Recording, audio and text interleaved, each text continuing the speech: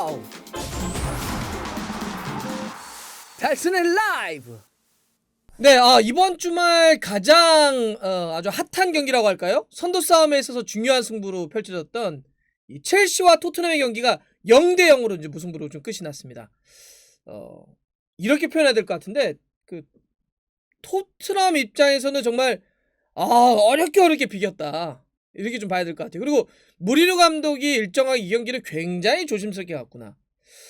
또 한편으로는 무승부도 나쁘지 않다라고 하는 전략을 짜놓고 간 것이 아니냐, 이렇게 생각이 들 정도로 오늘은 굉장히 전체적인 플레이 자체가 수비적이었고, 선수 교체도 예를 들어서 89분에 베르베인을 빼고 왼쪽 풀백인 벤 데이비스를 넣어가지고 남은 시간 동안 5백으로 잠가버리는 선택을 했단 말이에요. 그러면서 이게 결과적으로 0대 0이 나왔습니다. 네. 근데 왜 이럴까 생각해보면 첼시가 올 시즌 초반에 가장 좋은 팀 중에 하나고, 또 거기서도 프리미어리그 팀들 중에 팀 득점이 가장 강한 팀이었고, 오늘은 그러한 또 첼시의 홈 경기였고, 또 무리뉴 감독은 램파드 감독, 자기가 첼시 감독을 할 때 선수였던 램파드 선수가 감독이 된 다음에 맞대결을 한 다음에 이긴 적도 없고, 그래서 여러 가지를 고려해서 굉장히 조심스러웠어요, 경기가. 예. 오늘 선발 라인업을 하나 보여드리면, 자, 지금 이런 식으로 지금 구성이 되어 있는데, 토트넘 같은 경우는 이제 원정을 가서 케인 세워놓고, 손흥민, 베르베인 좌우쪽에 펼쳐 들어놓고, 은돈벨레 가운데 넣어놓고, 이제 미드필더에 시소코하고 호이베르, 오리의 수비는 조로든, 다이어, 레길론, 요리스가 이렇게 섰단 말이에요. 첼시 같은 경우는 베르너, 에이브람, 지에흐, 마운트, 캉테, 코바치치, 벤치렐, 티아고 실바, 주마, 리스 제임스, 맨디가 섰고요. 지금 이렇게 딱 보더라도 사실상 첼시는 흐름도 좋은데다가 연승 행진 달리고 있잖아요. 달리고 있었고, 그런데다가 그 부상자라든지 공백이 없는 거의 풀 스쿼드였어요. 네. 플리식이 약간 몸이 안 좋았는데 회복돼가지고 교체 이름이 들어갔었고 실제로 교체 투입됐었고요. 그러니까 이런 첼시였다는 거죠. 근데 지금 보면 토트넘은 로든 보세요. 로든이 프리미어리그 이제 스완지에서 이적해 와서 프리미어리그 교체로만 2경기 뛰다가 이번에 첫 선발로 뛴 겁니다. 그러니까 여러 가지로 첼시는 굉장히 좋은 흐름, 또 굉장히 파괴적인 공격력, 실제로 이날 경기도 아주 공격적으로 싸웠고, 토트넘은 전력적으로도 조금 밀릴 수 있는 데다가 원정이었고, 수비에 토비 알더웨이트가 빠지면서 조 로든이 프리미어리그 선발 첫 경기를 치르고, 이러니까 확실히 무리뉴 감독은 매우 신중했다. 네. 이게 느껴졌습니다. 선수 교체하는 패턴, 또 플레이하는 것. 그러니까 예를 들어서 기록을 한번 보실래요? 자, 오늘 점유율을 한 6대 4로 첼시가 앞섰죠. 슈팅은 전체도 13개 대 5개니까 2배 이상 차이 났죠. 오늘 토트넘이 때린 유슈팅이 하나밖에 없습니다. 첼시도 3개밖에 못 때렸죠. 근데 이렇게 기본적으로, 그러니까 무리뉴 감독은 여러 가지로 열세인 상황에서 굉장히 수비적으로 싸웠다고 볼 수밖에 없어요. 예. 이게 그러면서 이제 토트넘도 결과적으로 저렇게 유효팅이 하나밖에 없었는데 첼시도 유효팅이 3개밖에 없잖아요. 이게 오늘 무리뉴 감독이 마음먹고 수비했다라고 하는 게 보여지는 겁니다. 그 첼시가 여러분들 오늘 토트넘 페널티 박스 안에서 때린 슈팅이 몇 개일까요? 첼시가 이렇게 6대 4 경기하고 전체 슈팅 13개 대 5개 이렇게 때렸는데, 토트넘의 박스 안에서 때렸던 슈팅, 네,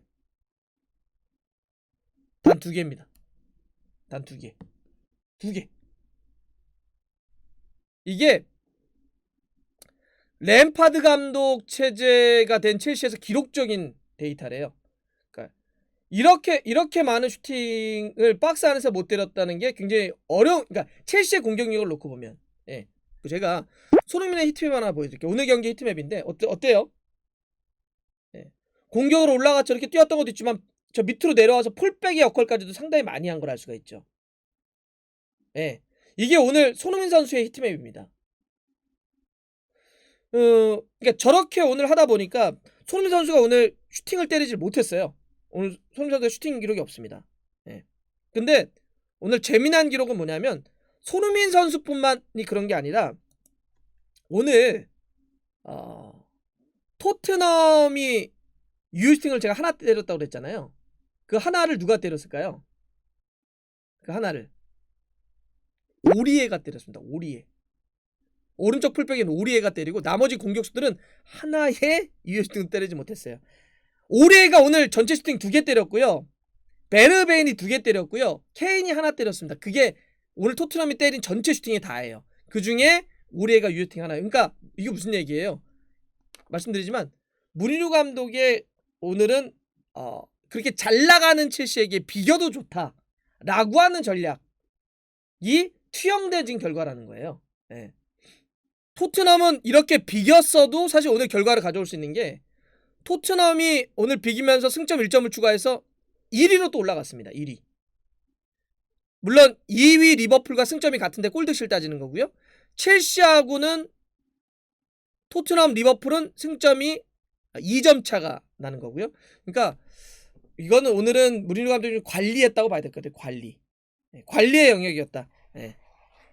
물론 아쉬운 것들은 좀 있어요. 예를 들어서 전반전에 그 손흥민 선수가 치고 들어왔을 때 오른발로 그냥 때리지 못했던 거. 바로 때렸으면 얼마나 더 좋았을까.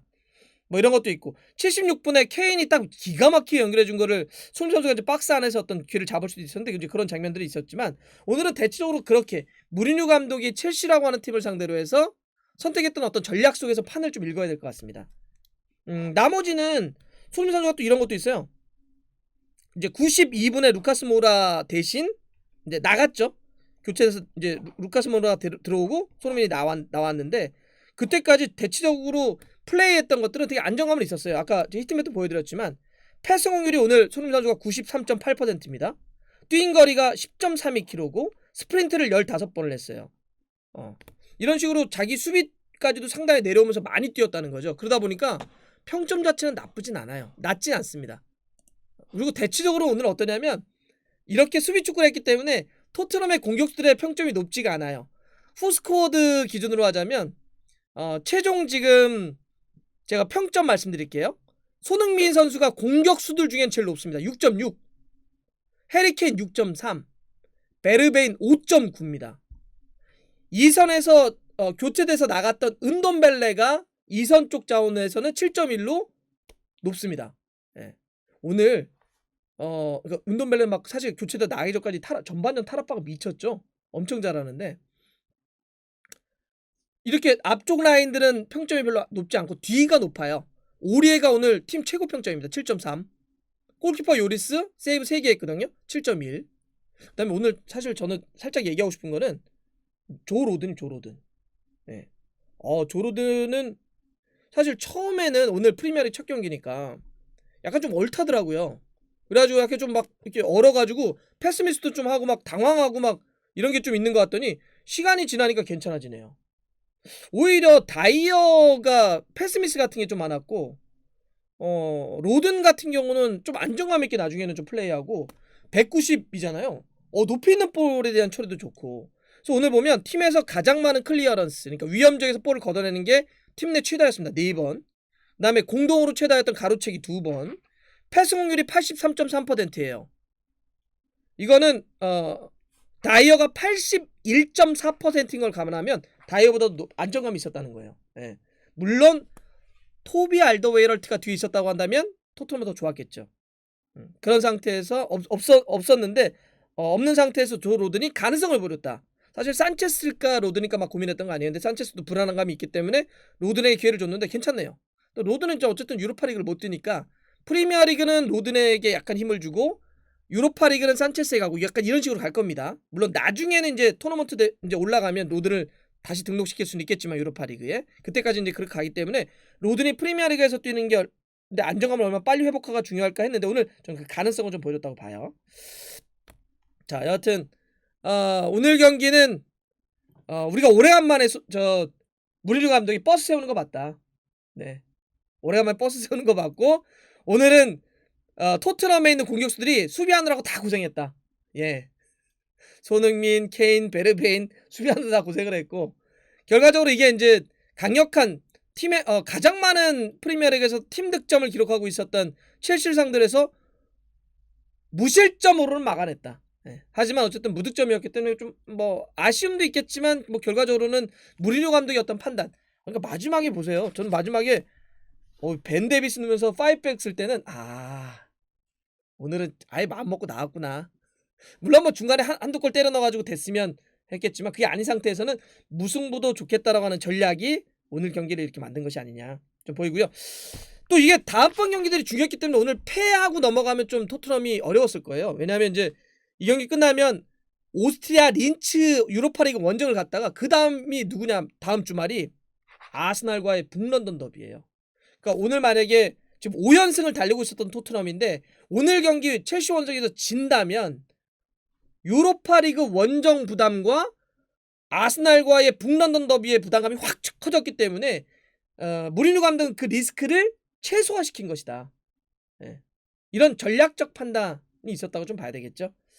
자 그렇습니다. 뭐 손흥민 선수는 그런 좀 수비적인 팀의 선택에서 골을 넣는 데는 실패했지만 그래도 자기 역할은 어느 정도 해 줬고 예. 또 힘을 좀 비축해 가지고 일단 아스날 경기가 되게 중요할 것 같은데요. 유로파 리그는 약간 로테이션 쓰지 않을까 좀 싶고 예. 예. 다음번 경기 또 어떻게 계속 이어질지도 또 한번 지켜보겠습니다.